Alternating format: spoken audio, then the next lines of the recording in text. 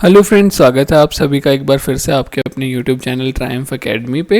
हम हाजिर हुए हैं एक नई वीडियो के साथ जिसका टॉपिक है how to fill e dossier, यानी ई डॉसियर किस तरीके से फिल किया जाए। जैसा हम देख रहे हैं अभी टीजीटी के काफ़ी रिजल्ट्स आ गए हैं, तो काफ़ी लोग हमसे पूछ रहे हैं कि ई डॉसियर कहाँ से फिल करवाएं और हम खुद कैसे फिल कर सकते हैं। लोगों को काफ़ी डाउट्स हैं इससे रिलेटेड कमेंट्स में जो उन्होंने हमें बताया, तो हम वीडियोस के लिए लेके आए हैं। अगर आपने अभी तक चैनल को सब्सक्राइब नहीं किया है तो चैनल को सब्सक्राइब ज़रूर करें ताकि आप कोई भी इंपॉर्टेंट अपडेट मिस ना करें और हम आपकी हर पॉसिबल वे में हेल्प कर पाएँ।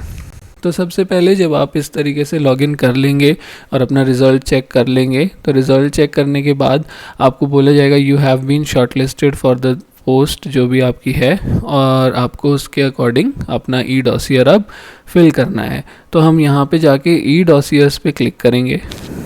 ई डॉसियर्स पे क्लिक करने के बाद इस तरीके से हमारा पोर्टल खुलेगा और हमें यहाँ से सेलेक्ट करना है कि किस पोस्ट के लिए, किस एग्ज़ाम के लिए हम अब अपना ई डॉसियर जो है वो फिल करना चाहते हैं। उसे सेलेक्ट करके आप सबमिट पे क्लिक करेंगे।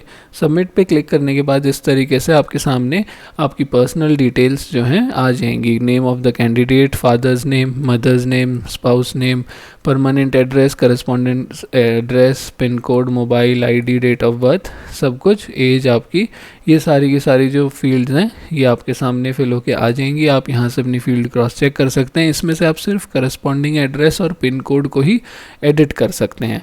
इसके बाद सेव एंड नेक्स्ट करेंगे तो इस तरीके से हमारा पोर्टल खुलेगा। तो अब हम देखेंगे कि क्या क्या चीज़ें हैं जो हमें चाहिए और क्या क्या हमें यहाँ डालना है। तो फर्स्ट थिंग इज़ फ़ोटो। तो आपको फ़ोटो डालनी है और फ़ोटो का picrisize.com पे आप जा सकते हैं। picrisize.com पे जाके आप अपनी फ़ोटो को 120 से 140 के डायमेंशंस में डालेंगे और अपने आप उसका साइज़ भी 40 KB से लो हो जाता है। तो अपनी पिक यहाँ आप अपलोड करेंगे और पिक अपलोड करने के बाद सेव पे क्लिक करेंगे। यहाँ पे सेव लिखा आ रहा होगा, तो आप सेव पे क्लिक करेंगे तो वो पिक यहाँ पे अपलोड हो जाएगी। उसके बाद सिग्नेचर, अगेन सिग्नेचर के लिए भी आप पिक्रीसाइज पे जाके 140:110 के साइज़ के साथ आप उसे क्रॉप कर लेंगे और फिर उसके बाद अगेन यहाँ पे फिल करके आप सेव पे क्लिक करेंगे। आधार कार्ड ऑप्शनल है, आप चाहे तो यहाँ अपना आधार कार्ड डाल सकते हैं, छोड़ भी सकते हैं। आपको PDF फॉर्मेट में उसे डालना है और 2 MB से ज़्यादा साइज़ उसका नहीं होना चाहिए। फिर 10th क्लास का सर्टिफिकेट, तो जो CBSE वाले हैं और जिन्होंने जब से CGPA सिस्टम स्टार्ट हुआ था उसके बाद से CBSE की जो मार्कशीट है और सर्टिफिकेट है वो दोनों सेम ही हैं। तो आप यहाँ पे CBSE का सर्टिफिकेट डालेंगे और सेव करेंगे। फिर इसके बाद थंब इम्प्रेशन, तो आप दोनों चीज़ कर सकते हो। आप एक पेज पे आपका यहाँ पे लेफ़्ट और राइट दोनों डाल सकते हो। वैसे जो ई डॉसियर का एक डॉक्यूमेंट है उसमें राइट थंब इम्प्रेशन बोला है, तो आप राइट थंब इम्प्रेशन डाल के यहाँ चूज़ करेंगे, उसको पिक रिसाइज से रिसाइज करेंगे और रीमार्क में डाल देंगे कि ये मेरा राइट थंब इम्प्रेशन है या जो भी आपका लेफ़्ट थंब इम्प्रेशन है या दोनों हैं, तो आप वो यहाँ अपलोड कर सकते हैं। उसके बाद सेव पे क्लिक करेंगे। अगर आप OBC हैं, क्रीमी लेयर सर्टिफिकेट आपके पास है, तो आप यहाँ पे डालेंगे और सेव पे क्लिक करेंगे। इसके बाद हमारे पास आता है documentary proof of recognition of degree, आपकी डिग्री कोर्स ये सब रिकॉग्नाइज्ड है कि नहीं उसके लिए।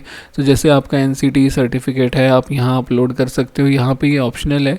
एंड देन उसके बाद सेव करेंगे। कॉपी ऑफ एडमिट कार्ड, आपका जो एडमिट कार्ड है वो आप यहाँ पे डालेंगे सिग्नेचर वाला। तो एडमिट कार्ड डालने के बाद आप इसे सेव करेंगे। फिर अगर आप SC ST हैं तो SC ST का सर्टिफिकेट अपलोड करेंगे। अगर डिसेबिलिटी के बेसिस पे आपने PWD से फॉर्म फिल किया है तो डिसेबिलिटी सर्टिफिकेट आपको यहाँ पे डालना है और OBC सर्टिफिकेट आपको यहाँ पे डालना है। ये ध्यान रखना है कि ये सब जो है ये सब PDF ये फॉर्म में ही डलेगा और इसका साइज़ 2 MB से ज़्यादा नहीं होना चाहिए। आप ये सब स्कैन करके डालेंगे, तो ये ध्यान रखना है कि साइज़ और फॉर्मेट वही होना चाहिए जो इन्होंने मांगा है। इसके बाद हमारे पास है disability certificate, OBC certificate, document of, अगर आपका स्पोर्ट्स का कोई वो है तो आप वो डॉक्यूमेंट यहाँ अपलोड करेंगे। EWS सर्टिफिकेट अगर आपका है तो वो भी यहाँ पे अपलोड करेंगे और सेव करेंगे। अगर आप UR कैटेगरी के हैं तो आप ये सब खाली छोड़ देंगे, आपको ये सब भरने की ज़रूरत नहीं है। ठीक है, तो जब आप ये सब कर लेंगे तो उसके बाद आप नेक्स्ट पे क्लिक करेंगे। नेक्स्ट पे क्लिक करने के बाद आप नेक्स्ट पेज पे पहुंच जाएंगे। जहाँ इस तरीके से आपकी डिटेल्स खुलेंगी जो आपने फ़िल किया होगा कि ग्रेजुएशन, जैसे अगर आपने पहले बीएड फिल करी है फिर उसके बाद बीएससी, तो आप वो सब यहाँ पे सेलेक्ट करेंगे। तो ग्रेजुएशन सपोज़ आपने सेलेक्ट किया है, 89.5 यहाँ मार्क्स हैं, जो भी आपके मार्क्स थे वो यहाँ पे 2 डेसिमल प्लेसेस तक दिखाएगा। आपकी यूनिवर्सिटी यहाँ पे होगी, आपकी स्टेट होगी, पासिंग मंथ और ईयर, ये डेट्स आपको यहाँ पे दी होगी। और इसके बाद कॉपी ऑफ सर्टिफिकेट, तो कॉपी ऑफ सर्टिफिकेट आप यहाँ पे लगाएंगे। सपोज़ ये बीएड वाला है तो यहाँ बीएड सेलेक्ट करेंगे। Date of declaration of result आप यहाँ पे डालेंगे और उसके बाद इंस्टीट्यूट का नाम यहाँ पे फिल करेंगे। इसी तरीके से ग्रेजुएशन में भी आपके यहाँ पे सब दिया हुआ होगा। आपको यहाँ पे बीएससी सेलेक्ट करना है अगर आप साइंस के हैं, जो भी आपका एजुकेशन क्वालिफिकेशन है, बीए बीएससी। फिर यहाँ पे date of declaration of result डालेंगे और अपने इंस्टीट्यूट का नाम डालेंगे। तो ये जब आप कर रहे होगे तो यहाँ पे प्राइवेट गवर्नमेंट भी आपसे पूछा जाएगा। तो अगर आप गवर्नमेंट पे क्लिक करते हो तो आपको कोई सर्टिफिकेट डालने की ज़रूरत नहीं है, पर अगर आप प्राइवेट पे क्लिक करते हो तो उसके साथ आपको एफिलिएशन का प्रूफ देना पड़ेगा, जैसे आपका एनसीटी सर्टिफिकेट, तो वो आप यहाँ पे डाल के सेव पे क्लिक करेंगे।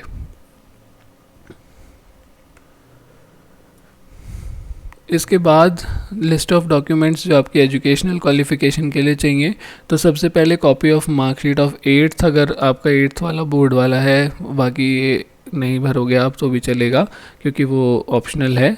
10th क्लास की मार्कशीट आप यहाँ फिल करेंगे, फाइल अपलोड करेंगे।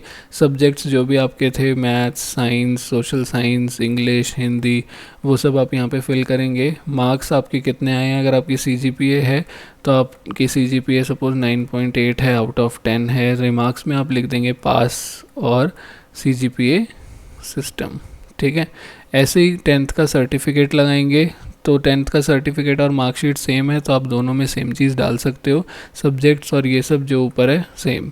फिर उसके बाद 12th क्लास की मार्कशीट, तो यहाँ 12th की मार्कशीट आप फिल करेंगे। 12th का सर्टिफिकेट जो आपको मिला होता है वो आप यहाँ पे डालेंगे और सब्जेक्ट्स फिल करने के बाद आपके जो भी 12th में टोटल मार्क्स बन रहे हैं, सपोज़ 380 आउट ऑफ 500 जो भी बन रहे हैं वो यहाँ पे डालेंगे। फिर पास और यहाँ पे भी रिमार्क में पास डाल देंगे और ये डिटेल्स सेम रहेंगी। इसके बाद copy of marksheet of all semesters और year of graduation with physics, chemistry या जो भी, तो यहाँ पे आपकी बीएससी की बात हो रही है तो मार्कशीट जिसमें सारे सेमेस्टर्स हों, अगर अलग अलग हैं तो 1 by 1 पीडीएफ बना के डाल सकते हो, और अगर आपके पास कंबाइन वाली है तो वो अपलोड कर सकते हो। यहाँ पे सब्जेक्ट्स लिखेंगे, मार्क्स जो भी आपके आए हैं, जितने मार्क्स आपके मैक्सिमम मार्क्स और मार्क्स ऑब्टेन्ड, फिर उसके बाद रिमार्क्स, कॉपी ऑफ सर्टिफिकेट। फिर यहाँ पे आप अपनी डिग्री डाल सकते हो या प्रोविजनल डाल सकते हो, सर्टिफिकेट बोला है यहाँ पे। तो ये सब यहाँ आपका बीएड का भी होगा, तो ये सारे मार्क्स और ये सब आप अपलोड कर लोगे तो इस तरीके से आपका यहाँ पे आ रहा होगा। डिक्लेरेशन है, आपको डिक्लेरेशन पे टिक लगाना है। उसके बाद कोई एडिशनल डॉक्यूमेंट अगर आप सबमिट करना चाहते हो तो आप यहाँ पे सबमिट करके सेव कर सकते हैं और फाइनल सबमिट कर देंगे। फाइनल सबमिट करने के बाद इस तरीके से आपको ई डॉसियर नंबर मिल जाएगा कि ये आपका ई डॉसियर नंबर है, नेम ऑफ कैंडिडेट, ये सारी डिटेल्स आ जाएंगी। और अब इसका मतलब है कि आपका जो ये है वो फिल हो गया है। इसके बाद आप रिकॉल नोटिस का वेट करेंगे। इन केस अगर आपके इसमें कोई प्रॉब्लम होती है तो रिकॉल में आपको पूछ लिया जाएगा और आप उसे उस टाइम करेक्ट कर सकते हैं। तो आज की वीडियो में इतना ही फ्रेंड्स। अगर आपको हमारी वीडियो पसंद आती है तो वीडियो को लाइक करें, शेयर करें और साथ ही साथ हमारे चैनल को सब्सक्राइब करें ताकि इस तरीके की और वीडियोस हम लोग आपके लिए लाते रहें।